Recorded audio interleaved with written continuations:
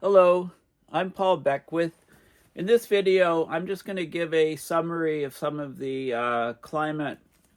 main climate advances, if you like, in research that have been discussed in the news recently.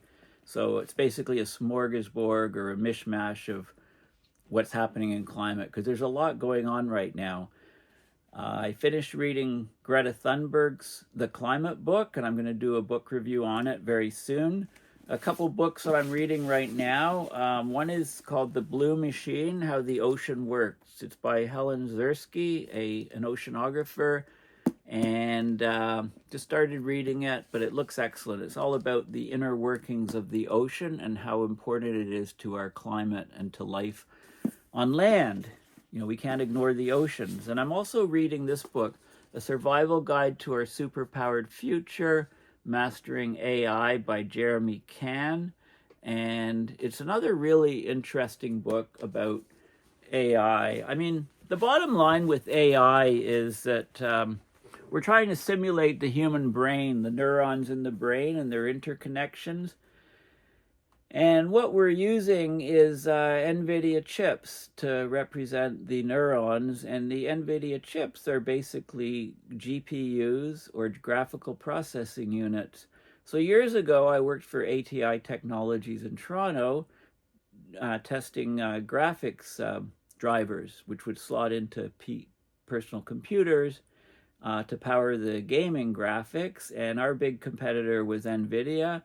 Their main product, just as I was about to leave, was the GeForce 256, and that revolutionized the graphic processing unit industry. It was the first real GPU because it had onboard chips to do the graphics function. So the computer didn't have to make calls to the CPU, the Intel or AMD brain of the computer. It could just process the graphics on the chip. So in a few years later, you know, I think in 2005, the people working on neural networks and AI thought, hey, let's use the NVIDIA graphical processing unit, GPU, as a node to represent a neuron. So, you know, here we are now. ChatGPT-3 was based on GPT-3, which was basically a supercomputer in a room, you know, multiple football fields size, massive warehouse full of chips. These were the graphical processing unit chips, the NVIDIA chips, each one acting as a neuron in the brain to simulate that, all connected by fiber optic cable. Well, you know, you see the result, ChatGPT-3, and basically 4 is if you just keep adding nodes, adding neurons, adding these GPUs, you can build up more and more intelligence, and that's basically what AI is doing now. So the book is talking all about that, you know, and I'll talk about, I'm using AI more and more. I really like perplexity.ai. Check that out if you haven't. Just Google perplexity.ai and ask it questions. And if you're not using AI at all or playing with it, you can see how powerful it is, and many people are concerned about how it will obsolete humans. You know, it seems that as AI is getting smarter and smarter, more intelligent, or seemingly more intelligent, humans are getting dumber and dumber. And I'll do a rant video on that soon, I think, especially with the US election coming up and other things that are happening in the world. But anyway, let's talk about what's going on in climate right now. So basically, these are things that I've seen coming across my X/Twitter feed. So I'll just go over quickly different aspects, and I might focus in more detailed videos on some of these things. So here's one, Science Focus, an article that was just from a couple days ago. The Atlantic Ocean's currents are on the verge of collapse. This is what it means for the planet. Right? Scientists are concerned that the Amoc, the Atlantic Ocean system of currents, may be about to reach a tipping point. If it does, it'll have severe consequences for all of us. So the article talks about, like, look at this. Icy winds howl across the frozen Thames River. Ice flows block shipping in the Mersey docks. Crops fail in the UK. Meanwhile, the U.S. East Coast is being inundated by rising seas, and there's ecological chaos in the Amazon as the wet and dry season have switched around. The world's been upended. What's going on? Well, this is not scenes from a disaster movie, Hollywood disaster movie. There's a new scientific study investigating the ocean current system, the Amoc, the Atlantic Meridional Overturning Circulation, and this could occur for real as soon as 2050. Okay, so I've talked about the Amoc a lot, and I'll talk about it more. I'll probably do a separate video on this new study, which, it looks like it's just being released. Okay, so I'm giving you a heads up on that. Definitely an important topic that I'll talk about. We have a global summit coming up, and I talked about it in my last video. I talked about how we've lost 73% of monitored wildlife since 1970. This is horrendous. Some areas are even more, like Latin America and the Caribbean, 95% losses. There's a global climate conference run by the UN next week. The conference on biological diversity. Countries are supposed to submit plans on how they're going to preserve nature. I actually attended the COP15 of this biodiversity conference in Montreal in 2022 with some friends. I attended on a sort of a day-to-day basis. And since Ottawa and Montreal are fairly close, about 80% of countries, over 80, I think it was 85% even, have failed to submit plans for this COP16 biodiversity conference. In COP13, 615 in Montreal in 2022, they promised to save 30% of land and sea for nature by 2030. But as the deadline for the conference approaches, only 24 countries have followed through with a plan. So this is, par for the course. Okay, so the world struck a once-in-a-decade deal in Montreal 2 years ago, and countries pledged to protect 30% of land and sea by 2030 and would submit plans in this COP, and they're not doing it. Now, don't mix up this COP with the COP for climate, which is coming up in Baku, Azerbaijan. At the moment, I'm not going, but that may change. I may end up going at the last minute if I can get passes to get into the conference. So I'm crossing my finger that I can get some passes to go in, and then I'll go, and then I'll ask you for some funds to help me get there. Am I in this picture? No. Okay, so that's coming up, the conference on biodiversity. Let's talk a little bit about coral reefs. So this is an article from May of this year. These marine heat waves are like wildfires underwater. We've had the worst summer on record for the Great Barrier Reef. The coral die-off is sweeping the planet. I mean, coral reefs are a biodiversity hotspot, and they're dying off. It's just too hot. There's too much pollution over the areas, and it's becoming like a boneyard or a graveyard of the dead white bleached coral. It's horrific. It's on our watch.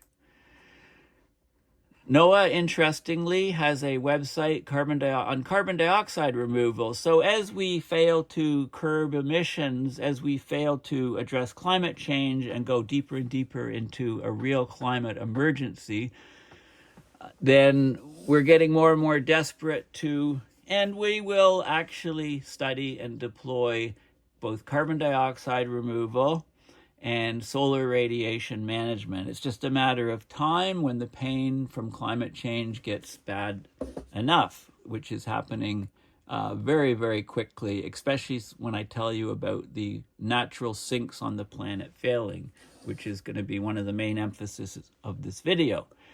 So anyway, this is there's a whole NOAA section on carbon dioxide removal, the state of the science, a fact sheet with global CO2 budgets, and these are some of the areas of CDR, or carbon dioxide removal. Coastal, a lot of it is called nature-based solutions. Enhanced weathering is grinding up rock to really small particles to try to increase the amount of carbon captured by weathering from the rocks. And if you get finer and finer grains of material, you can increase the surface area to increase the amount of carbon capture. That's the whole idea. Reforestation, reforesting areas where forests were removed, and afforestation, adding forests where there weren't forests before. Ocean alkalinity enhancements. This would be putting things like limestone into the ocean because the ocean is absorbing more and more CO2 and becoming acidic. So trying to neutralize some of that acidity, capturing CO2 in this sort of thing. Direct air capture using fans, capturing air in various chemicals and heating up the chemicals so that the CO2 is released and capturing it and containing it, maybe sending it deep underground. Direct ocean removal of CO2, artificial downwelling, artificial upwelling, ocean fertilization. I think that's really got huge potential. A lot of the oceans are high in are perfect for capturing carbon, but they're just missing the nutrients like iron. So if you put in iron, you can get phytoplankton blooms, capture huge amounts of carbon, and then it enters the food chain and becomes stored eventually at the bottom of the ocean. International biomass sinking, growing, cultivating algae and things that normally are just in shallow water in the deep ocean. Mangroves, there's all kinds of different things, and they're all listed in this sort of NASA document, which I'll probably go over. I'll probably spend some time on these methods because, you know, it looks like the planet has failed to curb emissions. Right? Emissions are rising at ever accelerating rates.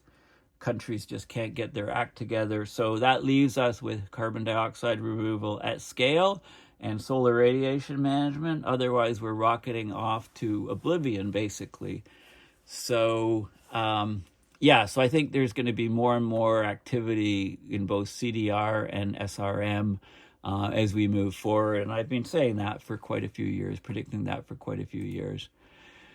This is an attribution study, worldweatherattribution.org. When something happens, like a Helene or Hurricane Milton, they do an attribution study to follow on quickly to look at how this event, probability of this event changed with climate change. So they did this. This particular one is for Hurricane Helene, and it was done even before the next one, Milton, struck, basically.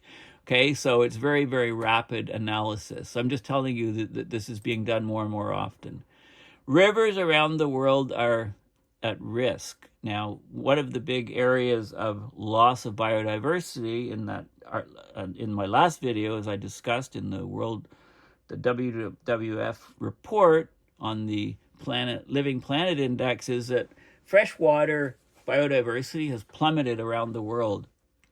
And that's part of that, you know, it's rivers and lakes, etc. World rivers are drying up at the fastest rate for 30 years. Probably there's a State of the Global World Resources report by the WMO, which I'll talk about. So in 2023, more than 50% of global river catchment areas showed abnormal conditions, most being in deficit. Right? Areas facing severe drought, low river discharge conditions, include many, many rivers around the world. So climate breakdown is slowing and wiping out rivers. Water is the canary in the coal mine, they're saying here. There's an awful lot of canaries in the coal mine. In fact, there's whole flocks of canaries in the coal mine. So I'll talk about that maybe in more detail. This is the State of the Global Water Resources report, a very detailed report. 80 pages on freshwater, mostly freshwater global resources. What happens to the world if forests stop absorbing carbon? Ask Finland. So they've done massive studies of sinks of forests and peat, and they were part of Finland's ambitious target to be carbon neutral by 2035. But now the land has started emitting more greenhouse gases than it stores. So the carbon sinks, the natural carbon sinks as measured in Finland, are failing. Well, it's not just in Finland. So this just came out today, this report by The Guardian. And I'll go into detail on this because most of the links that follow are from this article and related to this article. So trees and land absorbed almost no CO2 in 2023, right? It looks like nature's carbon sink is failing. This is not in any of the climate models. Was totally unexpected that it could happen so quickly. The sudden collapse of carbon sinks was not factored into climate models. It says it will rapidly accelerate global heating if it continues, right? So they're showing phytoplankton in the Barents Sea. Melting sea ice exposes the algae-eating zooplankton to more sunlight, and that could cut the amount of carbon stored on the seabed, because if there's more sunlight, these critters don't want to come up to the surfaces. So their cycle of their daily migration of hiding down below a couple hundred meters during the day and coming up at night to feed, and then going back down. It's the biggest single daily migration on the planet, and the cycle is switching because of the loss of sea ice. Okay, there's all these cascading feedback. So here, it begins each day at nightfall. As the light disappears, billions of zooplankton, crustaceans, and other marine organisms rise to the ocean surface. They feed on the microscopic algae, right? The algae grows because there's sunlight, there's CO2, there's nutrients, and lots of water, right? So the algae blooms, and these zooplankton are the little animals that eat the algae. And then and then they return to the depths at sunrise. Sun comes up, day starts, they go back down to the depths. And their waste from this feeding frenzy, it's the Earth's largest migration of creatures daily. Their waste sinks to the ocean floor, removing millions of tons of carbon from the atmosphere each year. Right? This is one of the natural processes that regulates the Earth's climate. Together, the planet's oceans, forests, soils, and other natural carbon sinks absorb about half of all human emissions. But because we're heating up the Earth so fast, these crucial processes are breaking down, and we're losing these natural carbon sinks. So in 2023, the hottest year ever recorded, preliminary findings by an international team of researchers show the amount of carbon absorbed by land has temporarily collapsed. The final result was that forests, plants, and soil as a net category absorbed almost no carbon. Okay, this just came out and hit the mainstream with this Guardian article, but the link here is to this article here, which is it's a preview. It's not peer reviewed yet. It's on rxiv.org, so it's a preprint. It goes out there, people analyze it, criticize it, etc., and then it's printed and then it's published after. So this is often a process that people use. And basically, I came across this paper. It's been one of my links on my tab for probably 4 or 5 months, since early summer. And it's a long paper. I just haven't done a video on it yet. And now the references to this paper have come out mainstream into the Guardian, and it's kicked up a stink in the last day, today, I guess. I think it just came out today or yesterday. So I'll definitely have to do a full review of this paper, but not right now in my mishmash of videos. But anyway, that's the paper they're talking about. So the title, the title is Low Latency Carbon Budget Analysis Reveals Low Latency. In other words, it looks at what's happened in 2023 very quickly. There's been a large decline of the land carbon sink globally in 2023. Okay, so I'm going to have to go and talk about that, do a separate video just on that. Okay, there's warning signs at sea. It's not just the land sinks, the sea sinks are failing. So Greenland's glaciers and Arctic ice sheets are melting faster than expected. That disrupts the Gulf Stream ocean currents. It slows the rate at which oceans absorb carbon. It reduces the size of the ocean sink, which absorbs carbon. For the algae-eating zooplankton, melting sea ice is exposing them to more sunlight. This means that they could stay in the depths for longer and come up and eat less, so there'd be less they'd eat less phytoplankton, there would be less of them, they'd poop less, there'd be less carbon going down to the ocean floor. Okay, so none of these models, no climate models have factored in these losses.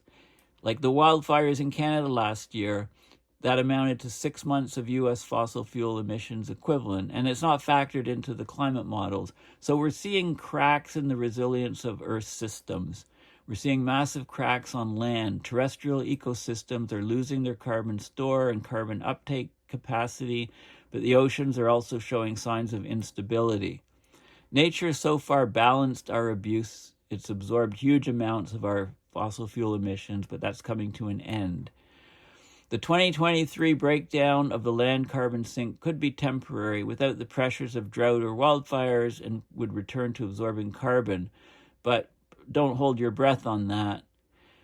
What's happening demonstrates the fragility of the ecosystems, and there's massive implications for the climate crisis. So expect greenhouse gases to rocket upwards, expect temperatures to rocket upwards.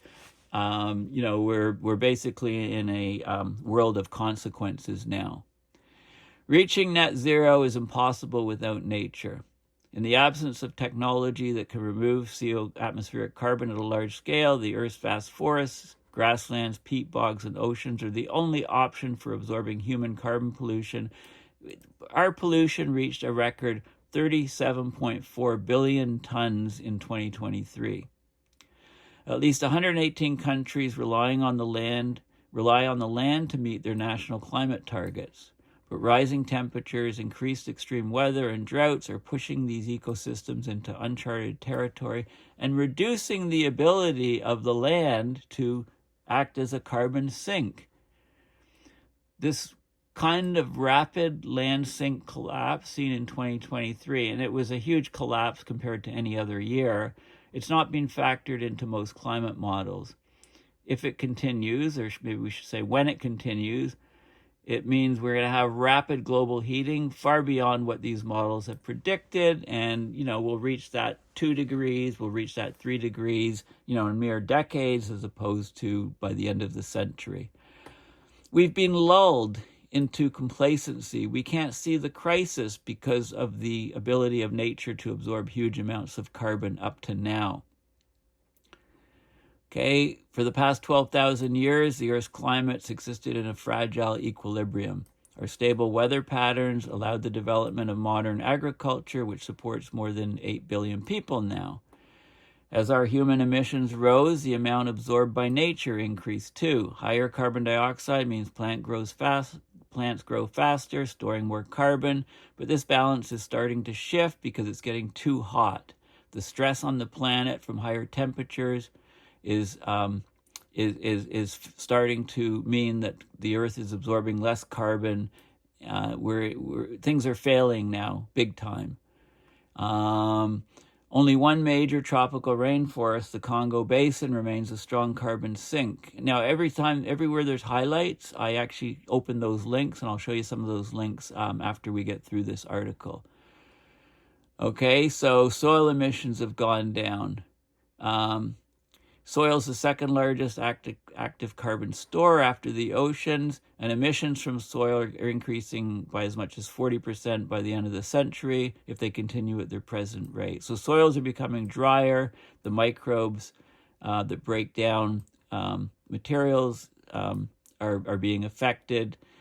We're reaching all these tipping points in the biosphere. We're seeing in the biosphere some surprising responses that are not what got predicted, just as we are in the climate. You have to question, to what degree can we rely on them as carbon sinks or carbon stores? A paper published in July found that the total amount of carbon absorbed by forests between 1990 and 2019 was steady.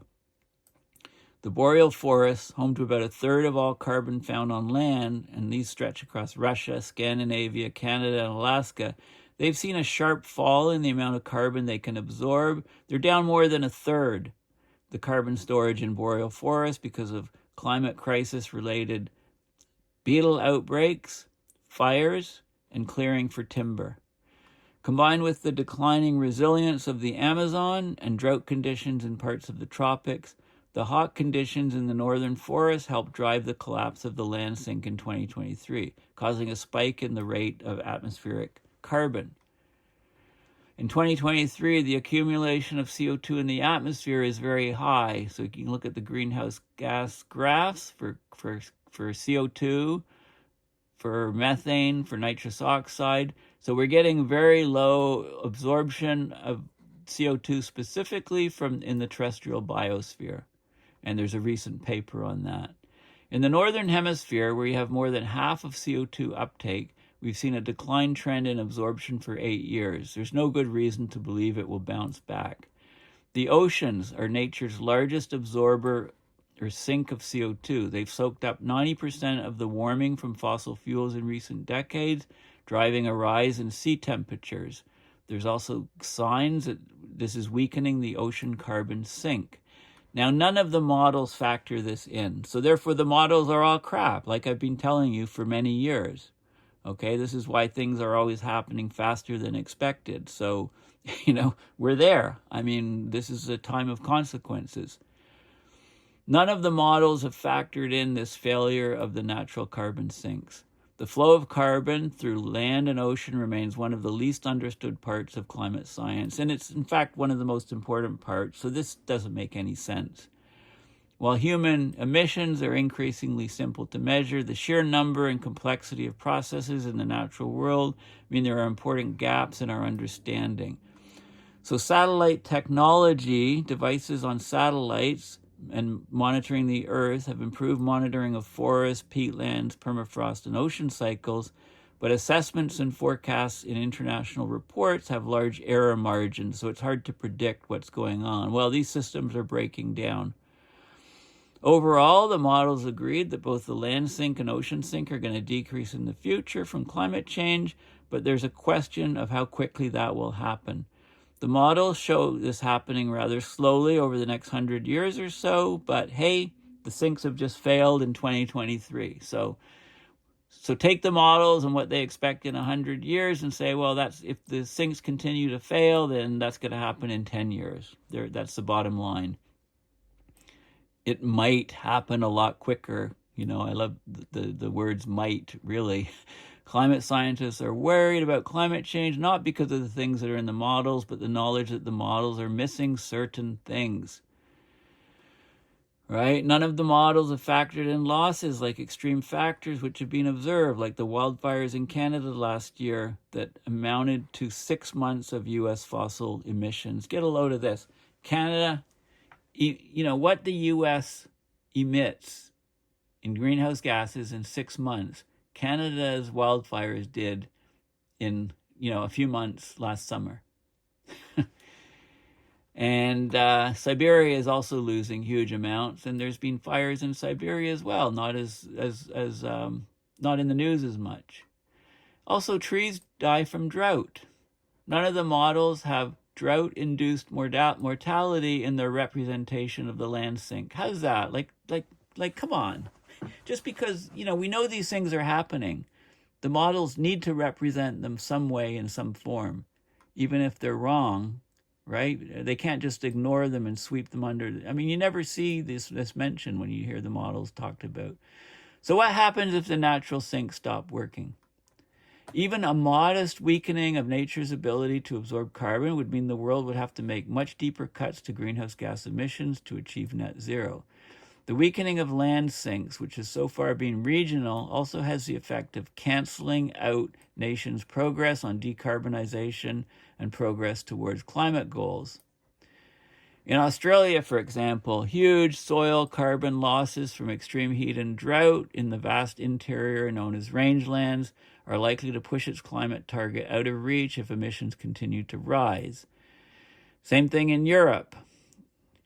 There's significant declines in the amount of carbon absorbed by land, and that's driven by things like bark beetle outbreaks, drought, and increased tree mortality in the boreal forests. Finland had the most ambitious carbon neutrality target in the developed world. It's seen its once huge land sink vanish in recent years, meaning that despite reducing its emissions across all industries by 43%, the country's total emissions have stayed unchanged because the land is absorbing 43% less. right? The land sink is gone, right? It says, so far these changes are regional. Some countries like China and the US are not experiencing such declines. The issue of natural sinks has never really been thought about properly in political and government fields. I've talked about it for years. It's a huge threat to us, and now it's coming. It's now my concern about it and discussion about it for many years is being realized. It's being observed in places around the world today. We've always assumed that natural sinks are going to be with us. The truth is we don't really understand them, and we don't think they're always going to be with us. In recent years, several estimates have been published on how the world could increase the amount of carbon that its forests and natural ecosystem absorbs. But many researchers say the real challenge is protecting the carbon sinks and stores we already have by halting deforestation, cutting emissions, and ensuring they're as healthy as possible.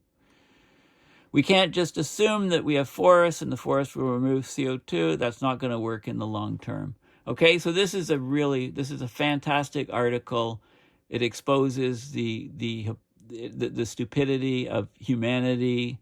It exposes that these carbon sinks are actually failing in real time, and you can throw computer models on climate out the window. Stuff that was expected to happen in 2100 is happening now, maybe next decade. Okay, that's the bottom line from this paper. And again, I think I'll have to go in and do a full analysis video on this. Sea ice decline could keep zooplankton deeper for longer. So there's a paper that was published last summer, and it's showing, as it talked about the Arctic sea ice, as it declines, more light enters the ocean, and that causes largely unknown effects on the ecosystem.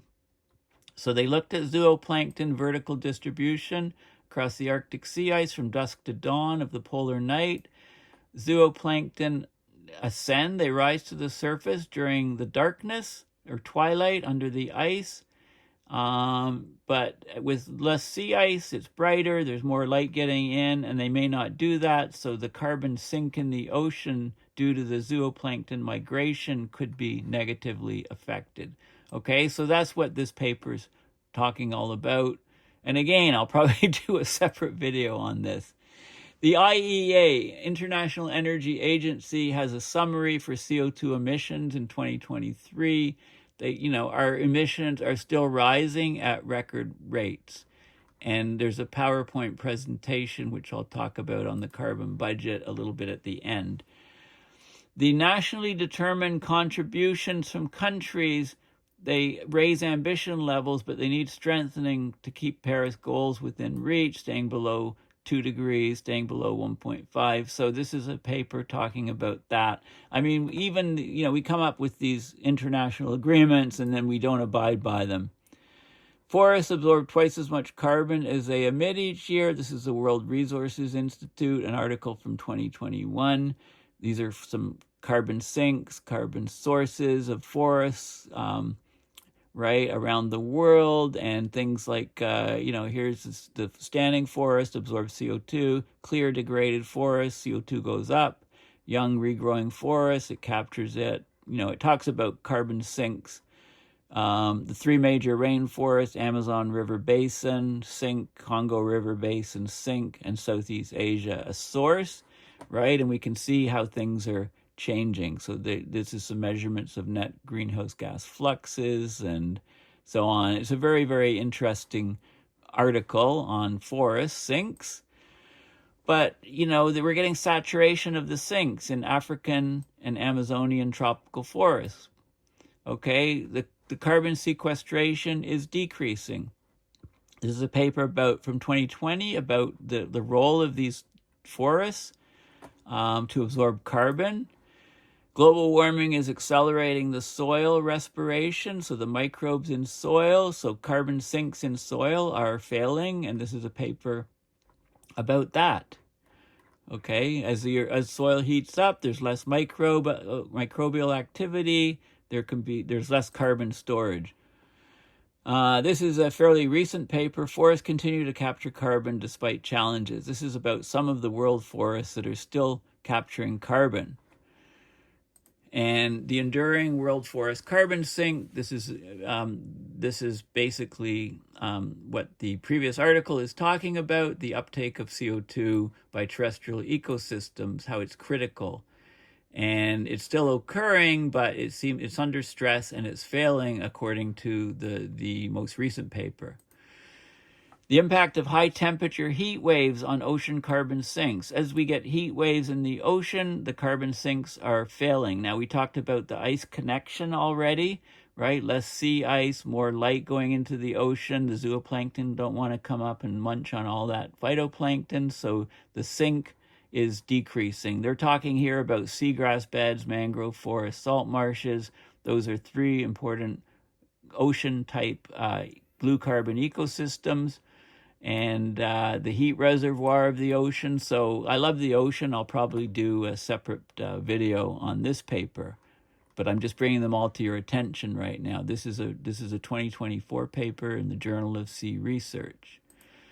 A warming climate will make Australian soil a net emitter of atmospheric CO2. So the soils in Australia absorb lots of carbon, and because they're undergoing drought and they're drier, they're becoming a net emitter of CO2, no longer a sink.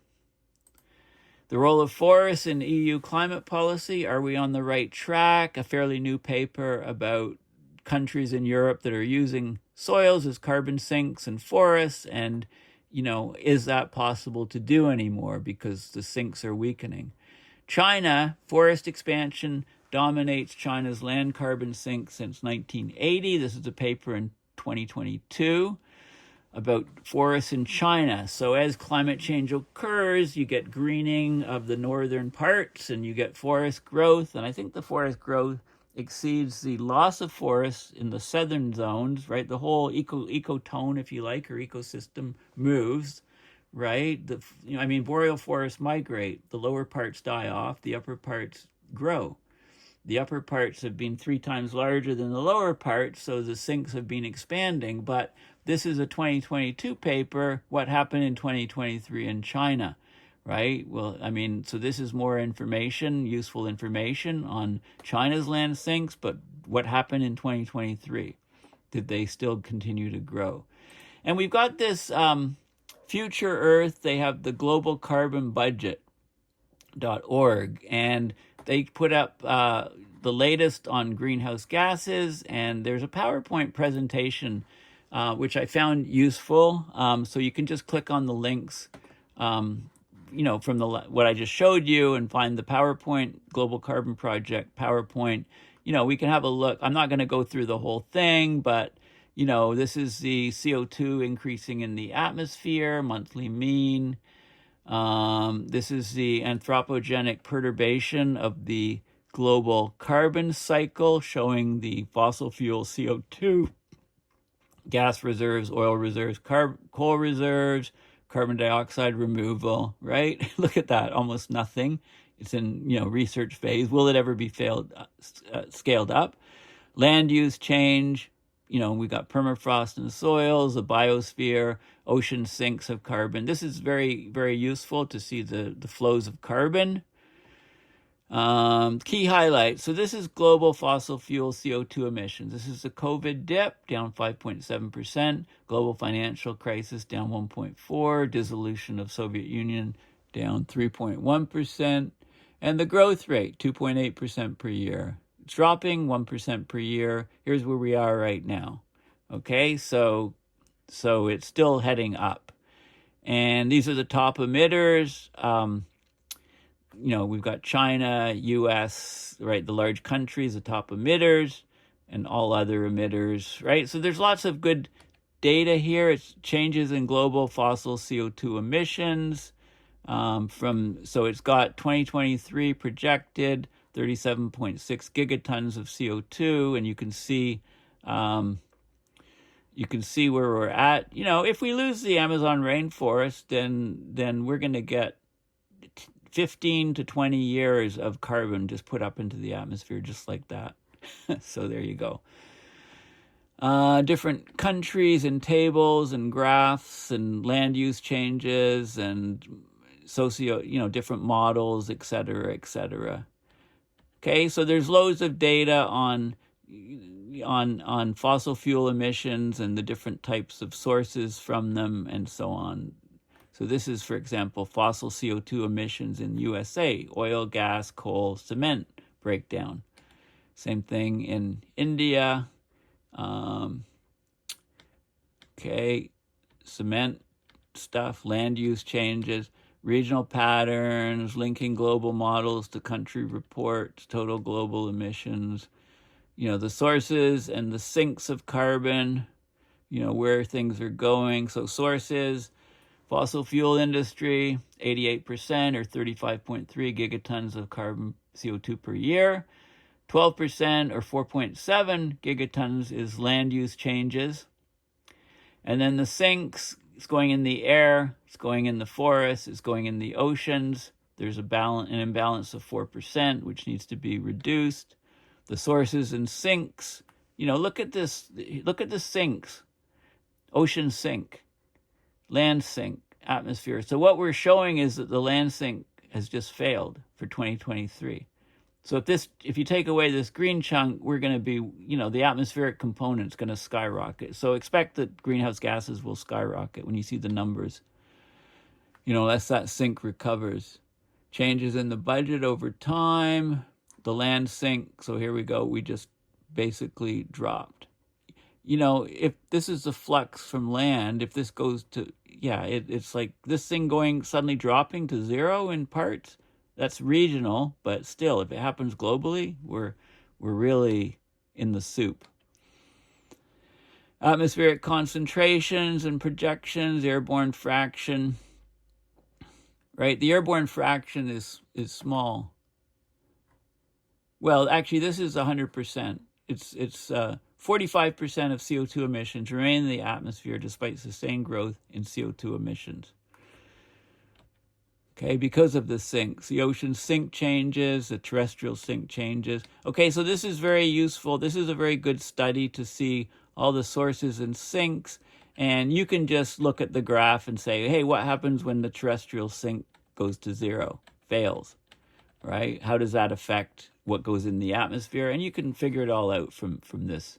So again, this PowerPoint comes from this site here, the Global Carbon Project. You can go down and you can click view in full, right? Click on any of these links and you can look at the, you can find the PowerPoint, you can find the full report, you can find whatever you want.